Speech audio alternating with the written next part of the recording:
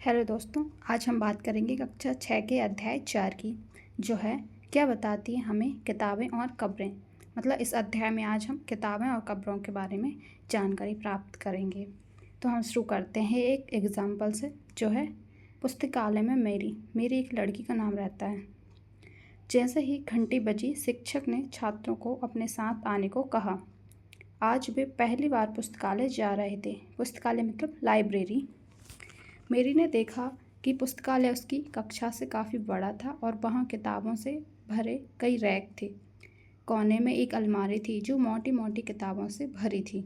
मेरी को एक अलमारी खोलने की कोशिश करते देख शिक्षक ने कहा, उस अलमारी में अलग अलग धर्मों से जुड़ी हुई महत्वपूर्ण किताबें हैं। क्या तुम्हें मालूम है कि हमारे पास वेदों का एक संग्रह है। मतलब मेरी से उसके टीचर बोलते हैं ऐसा। तो मेरी सोचने लगी, आखिर वेद होता क्या है। हो सकता है उसने ये पहली बार नाम सुना हो, इससे पहले इसके बारे में जानती ना हो। तो आज हम बात करेंगे वेदों के बारे में, ये क्या है। तो हम शुरुआत करते हैं दुनिया के प्राचीनतम साहित्यिक स्रोत में एक, मतलब पुरानी चीज़ों के बारे, इतिहास स्रोतों के बारे में। शायद तुमने वेदों के बारे में सुना होगा। वेद 4 हैं: ऋग्वेद, सामवेद, यजुर्वेद तथा अथर्ववेद। मतलब हमारे 4 वेद होते हैं, जिसमें सबसे पुराना वेद ऋग्वेद है, जिसकी रचना लगभग 3500 साल पहले हुई। ऋग्वेद में 1000 से ज़्यादा प्रार्थनाएं हैं, जिन्हें सूक्त कहा जाता है। सूक्त का मतलब है अच्छी तरह से बोला गया। ये विभिन्न देवी देवताओं की स्तुति में रचे गए हैं।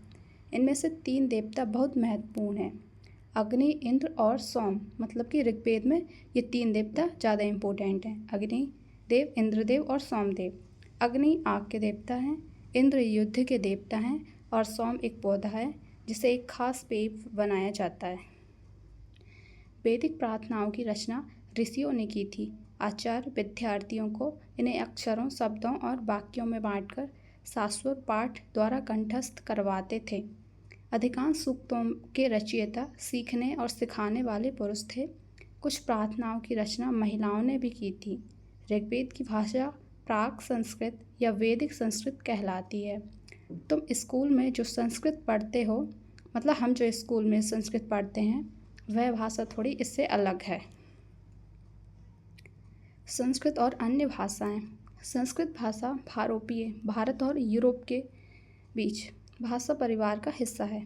भारत की कई भाषाएं जैसे असमिया, गुजराती, हिंदी, कश्मीरी, सिंधी, एशियाई भाषाएं जैसे फ़ारसी तथा यूरोप की बहुत सी भाषाएं जैसे अंग्रेजी, फ्रांसीसी, जर्मन, यूनानी, इतालवी, स्पेनिश आदि इसी परिवार से जुड़ी हुई हैं, जिन्हें हम भारोपीय कहते हैं। उन्हें एक भाषा परिवार इसलिए कहा जाता है क्योंकि आरंभ में उनमें कई शब्द एक जैसे थे, जैसे कि मात्र संस्कृत, माँ हिंदी और मदर अंग्रेज़ी। मतलब मिलते जुलते ही शब्द थे। इन शब्दों को अब हम देखते हैं। उपमहाद्वीप में दूसरे भाषा परिवारों की भी भाषाएं बोली जाती थीं। जैसे पूर्वोत्तर प्रदेश में तिब्बत बर्मा परिवार की भाषाएं बोली जाती थीं। तमिल, तेलुगु, कन्नड़, मलयालम, द्रविड़ भाषा परिवार की भाषाएं हैं। जबकि झारखंड और मध्य प्रदेश के कई हिस्सों में बोली जाने वाली भाषाएं ऑस्ट्रो एशियाटिक परिवार से जुड़ी हैं। जैसे कि हम जानते हैं हमारे देश के अलग अलग राज्यों में अलग अलग भाषाएं हैं, तो इसी प्रकार से ये इतनी सारी भाषाएं। हम जिन किताबों को पढ़ते हैं वे लिखी और छपी गई हैं। ऋग्वेद का उच्चारण किया जाता था और श्रवण किया जाता था, ना कि पढ़ा जाता था। रचना के कई सदियों बाद इसे पहली बार लिखा गया। इसे छपने का काम तो मुश्किल से 2 साल पहले हुआ। मतलब लिखा तो पहले ही गया था, लेकिन छपा कुछ टाइम पहले ही है। इतिहासकार ऋग्वेद का अध्ययन आखिर कैसे करते हैं। इतिहासकार पुरातत्ववेत्ताओं की तरह ही अतीत के बारे में जानकारी इकट्ठा करते हैं, लेकिन भौतिक अवशेषों के अलावा वे लिखित स्रोतों का भी उपयोग करते हैं। चलो आज हम देखते हैं इस अध्याय के बारे में, मतलब ऋग्वेद के बारे में। ऋग्वेद के कुछ सूक्त वार्तालाप के रूप में हैं। विश्वामित्र नामक ऋषि रहते हैं जो देवियों के रूप में पूजित दो नदियों व्यास और सतलुज के बीच यह संवाद का एक ऐसे ही सूक्त का अंश है।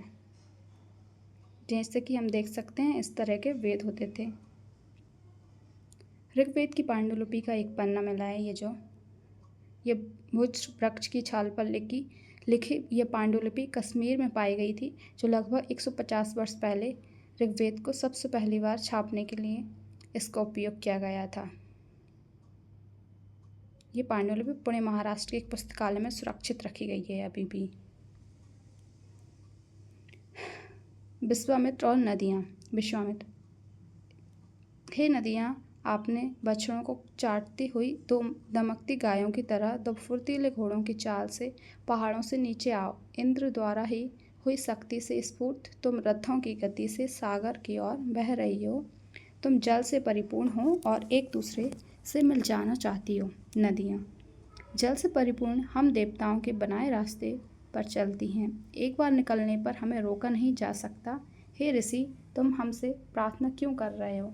मतलब विश्वामित्र जी एक गुरु रहते हैं जो नदियों से प्रार्थना कर रहे होते हैं। विश्वामित्र: हे बहनों, मुझ गायक की प्रार्थना सुनो। मैं रथों और गाड़ियों सहित बहुत दूर से आया हूँ। कृपा करके अपने जल को हमारे रथों और गाड़ियों की धुरियों के ऊपर ना उठाओ, ताकि हम आसानी से उस पार जा सकें। नदियाँ: हम तुम्हारी प्रार्थना सुनेंगे, जिससे तुम सब सुरक्षित उस पार जा सको। इतिहासकार ये बताते हैं कि यह प्रार्थना उस क्षेत्र में रची गई होगी जहाँ ये नदियाँ बहती हैं। वे यह भी सुझाते हैं कि जिस समाज में ऋषि रहते हैं वहाँ घोड़ों और गायों को बहुत महत्व दिया जाता है, इसलिए नदियों की तुलना घोड़ों और गायों से की गई है।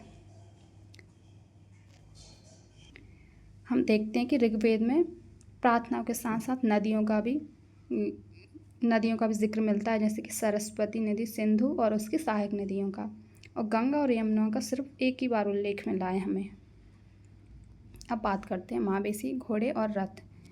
ऋग्वेद में मावेशियों, बच्चों, खासकर पुत्रों और घोड़ों की प्राप्ति के लिए अनेक प्रार्थनाएं हैं।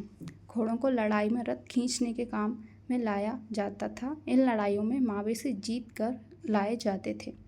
लड़ाइयाँ वैसे ज़मीन के लिए भी लड़ी जाती थीं, जहाँ अच्छे चारागाह हों या जहाँ पर जो जैसी जल्दी तैयार हो जाने वाली फसलों को उपजाया जा सकता हो। कुछ लड़ाइयाँ पानी के स्रोतों और लोगों को बंदी बनाने के लिए भी लड़ी जाती थी। मतलब यहाँ पे खासकर जैसे राजा महाराजाओं के टाइम पे खासकर लड़कों को ही मांगा जाता था प्रार्थना कर कर, और घोड़ों को जो लड़ाई के टाइम पे काम आते थे। इसलिए युद्ध में जीते गए धन का कुछ भाग सरदार रख लेते थे तथा कुछ हिस्से पुरोहितों को दिया जाता था। शेष धन आम लोगों में बांट दिया जाता था। कुछ धन यज्ञ करने के लिए भी प्रयुक्त होता था। यज्ञ की आग में आहुति दी जाती थी।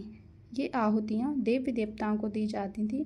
घी, अनाज और कभी कभी जानवरों की भी आहुति दी जाती थी, जिसे हम बलि बोल सकते हैं, मतलब कोई जानवर की बलि देना। अधिकांश पुरुष इन युद्धों में भाग लेते थे। कोई स्थायी सेना नहीं होती थी, लेकिन लोग सभाओं में मिलते जुलते थे और युद्ध व शांति के विषय में सलाह मशविरा करते थे। वहाँ ये ऐसे लोगों को अपना सरदार चुनते थे जो बहादुर और कुशल योद्धा हों। मतलब जो कुशल लोग रहते थे जो अच्छे तरीके से युद्ध कर पाएं, उन लोगों को अपना सरदार चुनते थे। लोगों की विशेषताएं बताने वाले शब्द। हम कुछ शब्दों की बात करेंगे जो लोगों की उनकी विशेषताएं बताते हैं। लोगों का वर्गीकरण काम, भाषा, परिवार या समुदाय, निवास स्थान या सांस्कृतिक परंपराओं के आधार पर किया जाता रहा है। ऋग्वेद में लोगों की विशेषज्ञता बताने वाले कुछ शब्दों को देखते हैं। ऐसे दो समूह जिनका वर्गीकरण काम के आधार पर किया गया है।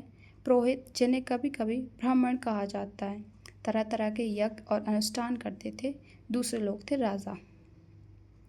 ये राजा वैसे नहीं थे जिनके बारे में हम बाद में पढ़ेंगे। ये ना तो बड़ी राजधानियाँ और हम महलों में रहते थे, ना इनके पास सेना थी, ना ही ये कर वसूलते थे।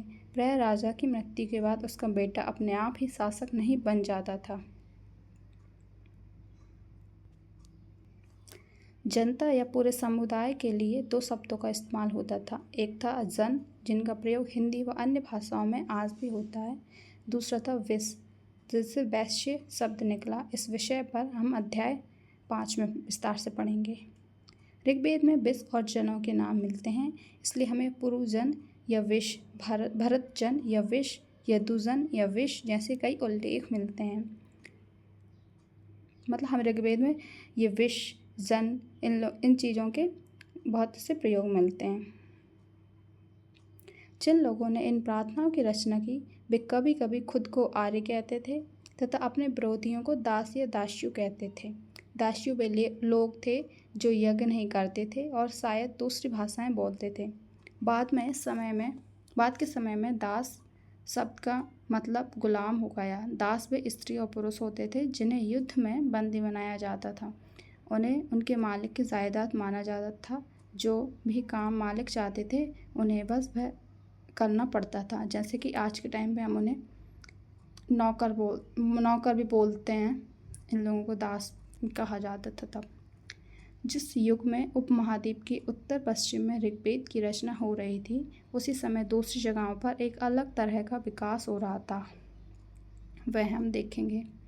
इस खामोशी प्रहरी कहानी महापाषाणों की।